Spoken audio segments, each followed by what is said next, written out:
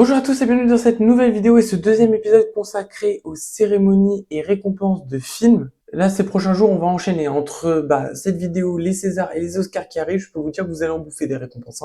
Et aujourd'hui, on va s'attaquer au BAFTA. Alors, si vous savez pas ce que c'est, vous inquiétez pas, dans 30 secondes, vous allez comprendre. Et vous allez voir que c'est une cérémonie, disons, que je trouve plus intéressante que les Golden Globes. Vous allez savoir pourquoi. Bref, les BAFTA, c'est parti. Bon, d'ailleurs, au passage, j'en profite, mais comme je vous l'ai dit, il y a pas mal de cérémonies et récompenses qui vont arriver ces prochains jours, donc pour n'en louper aucune, n'hésite pas à t'abonner. Ok, alors les BAFTA, c'est quoi? C'est une cérémonie qui existe depuis 1949, qui se déroule à Londres, et donc là, cette année, c'est donc la 77e édition. Et pour résumer très rapidement, c'est considéré comme les Oscars britanniques. Voilà, au moins, on est fixé sur ce que c'est. Vous avez tout de suite compris. Et comme je vous l'ai dit, c'est une cérémonie qui m'intéresse un petit peu plus que les Golden Globes, et ce pour deux raisons. La première, c'est tout simplement qu'il y a plus de récompenses qui récompensent du coup des aspects plus techniques d'un film. Par exemple, on va avoir des récompenses de meilleur monteur, meilleur maquilleur, meilleur costume, meilleure direction artistique. Enfin, c'est des métiers, par exemple, qu'on n'a pas vu récompensés aux Golden Globes, et qui pour autant sont primordiaux dans un film et qui font que le cinéma est le septième art justement. Donc voilà, je trouve ça plutôt bien qu'on récompense ce genre de discipline et pas juste le film ou l'acteur, tu vois, qu'on s'intéresse à un peu ce qui se cache, ce qui est en arrière-plan dans les backstage d'un film. Et ensuite, la deuxième raison, alors elle est toute conne, c'est que on ne va pas séparer les films comédies et les films dramatiques. On va juger tous ces films dans une seule et même catégorie. Il y a juste une catégorie qui va être séparée des autres, ça va être parce qu'on va récompenser le meilleur film britannique. Mais en même temps, voilà, c'est, comme je vous l'ai dit, c'est les Oscars britanniques. Donc si on récompense les films britanniques, c'est normal. Pareil au César, tu vas récompenser les films français et après peut-être les autres films à côté, tu vois. Mais encore, je suis pas sûr. Vous saurez ça dans la vidéo des Césars. Mais bref, moi je trouve ça plutôt bien, je trouve ça même mieux parce que c'est comme ça que les gens vont comparer les films, tu vois. Le grand public va comparer Barbie et Oppenheimer. Ils vont pas se dire, oui, mais Barbie et Oppenheimer, c'est incomparable parce qu'il y en a un, c'est un drame, l'autre, c'est une comédie, tu vois. Non. Ils vont les comparer, tu vois. Donc voilà, moi je préfère comme ça. Je sais pas si vous vous souvenez, mais pour la vidéo des Golden Globes, j'avais pris chaque récompense une par une. On avait dit les nommés et ensuite on avait dit le gagnant, tout ça, et on a enchaîné. C'était assez long, assez redondant, même s'il y avait des choses intéressantes. Là, la vidéo va être un petit peu différente. On va beaucoup plus résumer ce qui s'est passé, mais vous allez voir que c'est tout aussi intéressant. Alors, avant de rentrer dans le palmarès de cette édition 2024 des BAFTA, on va déjà regarder les films les plus nommés. Sans surprise, vous vous doutez bien, le film le plus nommé, c'est Oppenheimer. Voilà. 13 nominations, il y a quand même un bon pourcentage de chances qu'il en remporte 5 ou 6 des BAFTA. On a également Pauvre créature qui est beaucoup nommé avec 11 nominations. Et ensuite, on a La zone d'intérêt de Jonathan Glazer avec 9 nominations, tout comme Killers de Flower Moon. La zone d'intérêt, j'en ai parlé la dernière fois pour les Golden Globes, et je me suis un petit peu plus renseigné sur ce film, et il y a moyen que j'aille le voir, parce qu'il a l'air assez intéressant, assez spécial, et le contexte du film est spécial de toute manière, et ouais, ça vaut peut-être le coup d'aller le voir. Et en plus, s'il remporte des prix dans cette vidéo, ça va juste renforcer mon idée d'aller au cinéma. Et là, vous vous dites, oui, mais Oppenheimer n'existe pas sans Barbie. Et Barbie, il est où dans cette cérémonie? Eh il est présent, mais ce film n'a que 5 nominations. C'est pas beaucoup, vous voyez, là, il y a une grosse différence. Est-ce qu'il va en remporter une? Je sais pas, parce qu'il y a de la concu quand même. Et bien sûr, on va également s'intéresser à Anatomie d'une chute, notre film français qui est également ici présent au BAFTA. Est-ce qu'il va en remporter un? Je sais pas, mais en tout cas, il est nommé dans pas moins de 7 catégories, ce qui est pas mal du tout. Donc voilà, on a résumé les grandes lignes de cette cérémonie. Maintenant, les récompenses. Qui a remporté cette cérémonie? J'ai pas besoin de faire un suspense et tout, on le sait tous. C'est Oppenheimer qui a remporté. C'était sa soirée. Écoutez, je vous avais dit, s'il en remporte 5 ou 6, c'est pas mal. Il en a remporté 7. Est-ce que c'est bon pour vous? Est-ce que c'est bon pour vous? Il y a des choses qu'il faut pas faire. Alors évidemment, il y a eu meilleur film, étonnant, non. Meilleur acteur, étonnant, non. Meilleur acteur second rôle, étonnant, non. Et bien sûr, meilleure réalisation, meilleure musique de film. Donc ça, c'est des récompenses qu'ils avaient déjà eu au Golden Globes. Mais on rajoute à ça meilleure photographie et surtout meilleur montage. Voilà, c'est juste pour vous prouver que ce film Oui, il a marqué parce que c'est Nolan, par son jeu d'acteur et tout, mais aussi par sa qualité technique. C'est un juste mérite du travail qui a été réalisé autour de ce film. En deuxième position dans cette cérémonie, nous retrouvons sans surprise Pauvre créature qui avait également beaucoup de nominations.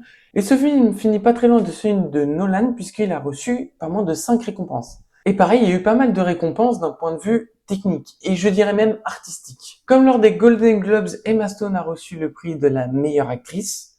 En même temps, sa performance elle est quand même assez incroyable. J'en ai parlé dans la vidéo dédiée à Pauvre créature. Si tu l'as pas vu, je t'invite à aller la voir tout simplement. Et je parle également du côté artistique du film et il a été justement récompensé puisqu'il a reçu le BAFTA des meilleurs décors, des meilleurs costumes, des meilleures coiffures et maquillages, ainsi que des meilleurs effets visuels. Voilà, tout ça, on en a parlé dans la vidéo, ça a été récompensé, donc comme quoi, on dit pas que de la merde. Et l'autre film qui a marqué cette cérémonie, c'est La Zone d'intérêt de Jonathan Glazer. Comme je vous l'ai dit, il a eu 9 nominations et il ressort avec 3 BAFTA. Celui de meilleur film britannique et celui de meilleur film en langue étrangère. Alors oui, comment tu peux être meilleur film britannique et en même temps meilleur film en langue étrangère? C'est très simple, le film a été produit par des Anglais, par des Américains, par des Polonais et la version originale, la langue dans laquelle on parle dans le film, c'est allemand et polonais. Donc, il peut être nommé dans les deux catégories. Et il a remporté les deux. Et le troisième BAFTA qui remporte, c'est tout simplement celui du meilleur son. Donc ça, c'est un petit peu notre podium de ces BAFTA avec 3 gros films. Donc La Zone d'intérêt, je pense que ça va être une de mes prochaines séances cinéma, hein, on va pas se mentir du coup. Et maintenant, on va pas aller s'arrêter là. On va peut-être pas aller voir toutes les autres récompenses qui ont été décernées, mais il y en a quelques-unes qui peuvent être très intéressantes, notamment en vue des Oscars. Et la première récompense sur laquelle j'ai envie de m'attarder, c'est tout simplement celui de meilleur film d'animation. Je sais pas si vous vous souvenez, mais on avait parlé de ce duel entre le Miyazaki, Le Garçon et le Héron, et le dernier film Spider-Man Across the Spider-Verse. Pour vous remettre dans le contexte, pendant longtemps on s'est dit il y a rien qui pourra détrôner Spider-Man, il aura l'Oscar, tout ça, genre c'est inévitable, Pixar, Disney, ils pourront pas rivaliser. Et le Miyazaki est arrivé, et il a foutu le doute. Il est arrivé en novembre, le gars, il est arrivé en fin d'année, il a fait « Salut, moi je suis là, je vais te foutre le bordel dans ta vie ». Et cette tendance s'est confirmée puisque c'est le Miyazaki, Le Garçon et le Héron qui avait remporté le Golden Globes. Cependant là, on n'est pas au Golden Globes, on n'est pas aux États-Unis, on est en Angleterre. Et qu'en ont pensé les Anglais? Il faut savoir qu'il y avait également 2 autres films en concurrence avec Spider-Man et Le Garçon et le Héron. Il y avait Élémentaire de Pixar. Mais comme je vous l'ai dit, Pixar n'est pas à la hauteur cette année, donc ils n'ont pas remporté. Et il y avait également Chicken Run. Oui, il y a eu un film Chicken Run cette année. Je l'ai pas vu, j'en ai pas parlé, mais il était présent et c'est plutôt, on va dire, logique qu'il soit présent dans une cérémonie, surtout en tant que meilleur film d'animation, parce que c'est un style tellement singulier, Chicken Run, que ouais, ça attire l'œil et c'est normal que ça se retrouve dans des cérémonies comme celle-ci. Vous en doutez, très sympa, hein, mais ça a pas fait le poids. Le BAFTA s'est bien joué entre nos 2 protagonistes. Et le vainqueur, c'est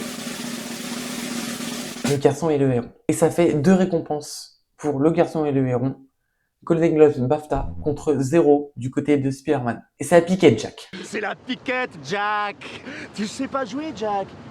T'es mauvais. Ça fout le seum parce que, en vrai, genre de moi-même, j'ai préféré Spider-Man. Mais faut avouer quand même qu'artistiquement, il était magnifique aussi, Le Garçon et le Héron. Mais en termes d'histoire et tout, j'avais préféré Spider-Man. Ouais, je suis pas un peu dégoûté, mais je trouve que ce film mérite quand même une récompense, tu vois. Et malheureusement, de mon point de vue, il y a une tendance qui se distingue avant les Oscars.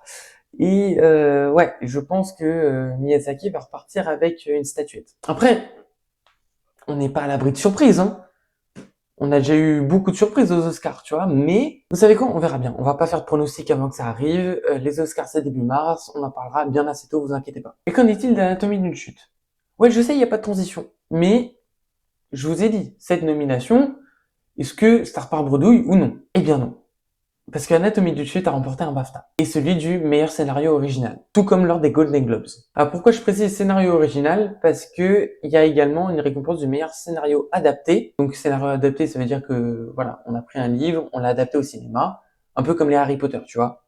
Ça, c'est un scénario adapté. Scénario original, ça sort de ta tête. Comme Star Wars. Donc le scénario adapté a été remporté par American Fiction. Et le scénario original, donc c'est bien Anatomie d'une chute qui le remporte. Et là, je suis assez fier. Déjà, c'est français. Pas mal, non? C'est français. Faut que j'arrête avec mes mèmes, hein, c'est chaud. Donc, attendez. Faisons le bilan là. La Palme d'Or au Festival de Cannes, 2 Golden Globes, un BAFTA. Il y a les Césars qui arrivent dans quelques jours où le film est nommé dans pas mal de catégories. Et entre nous, s'il repart pas avec, allez, 1, 2, voire 3 prix, c'est scandaleux. Franchement, il y a moyen, on peut commencer à envisager un Oscar. Moi, je vous dis, c'est possible. Surtout que le film est nommé dans 5 catégories aux Oscars. D'ailleurs, on en reparlera dans la vidéo des Oscars, mais c'est un peu assez marrant l'histoire autour d'Anatomie d'une chute. Vous verrez ça lors de la vidéo des Oscars, mais c'est assez cocasse. Mais bref, n'empêche que ça commence à être possible et envisageable. Hein. Et c'est assez rare pour être souligné parce que, pour rappel, la dernière fois qu'un film français a été récompensé aux Oscars, ça date d'il y a 12 ans. C'était en 2012, avec le film The Artist de Michel Hazanavicius, qui avait au passage tout raflé. Ils avaient reçu 5 Oscars. Et pas moins de 6 Césars. Donc quand même. Entre nous, on verra ce que ça donne, mais moi j'y crois. Et je pense que un film français peut repartir avec une statuette de Los Angeles. Je pose ça là, vous avez toutes les données en main, dis-moi ce que vous en pensez en commentaire. On a fait un petit peu le tour de ces BAFTA, et vous aurez souligné un truc également, c'est qu'on n'a pas parlé de ni Killer of the Flower Moon, ni de Barbie. Parce que tout simplement, ces films ont reçu zéro, nada, cuchi, nothing. Ils repartent vraiment les mains vides. C'est dur, hein. Il y en a un qui a pété les scores au box-office, il y en a un autre qui est excellent. Le jeu d'acteur est quand même vachement bien. On a d'immenses acteurs dans Killer of the Flower Moon, y compris dans Barbie, et ça repart bredouille. Je trouve ça assez ouf quand même, parce que c'est des films qui ont marqué 2023, qui sont de grande qualité, et voilà, c'est quand même assez incroyable que des films aussi grands que ça ne récupèrent pas ne serait-ce qu'une récompense. Alors oui, il y en aura plein d'autres des cérémonies, on n'arrête pas d'en parler là dans cette vidéo, mais quand même, tu fais c'est dommage quoi. Bon, après, il faut remettre dans le contexte, en cette année 2023 et début 2024, du coup, on a quand même eu de sacrés films. Il faut l'avouer. Donc, il n'y a pas de honte à ne pas avoir de récompense cette année. Je pense qu'il serait tombé dans une autre année, tu vois, peut-être 1 ou 2 ans avant, ils auraient peut-être eu plusieurs chances. Maintenant, on a définitivement terminé avec ces BAFTA, c'est la fin de cette vidéo. J'espère qu'elle vous a plu. Si c'est le cas, n'hésitez pas à mettre un pouce, à vous abonner.